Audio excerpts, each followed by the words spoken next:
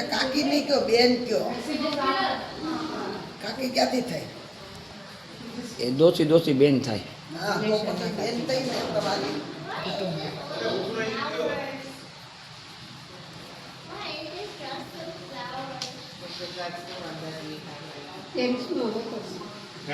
આ કાકાને આપી દે ને, એનું રહી ગયું છે કે એક્સ્ટ્રા છે.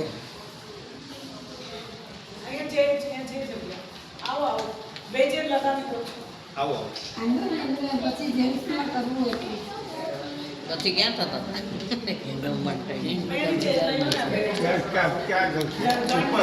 આ ટેબલમાં જોઈન થઈ શકશો. આ 6 નું ટેબલ છે.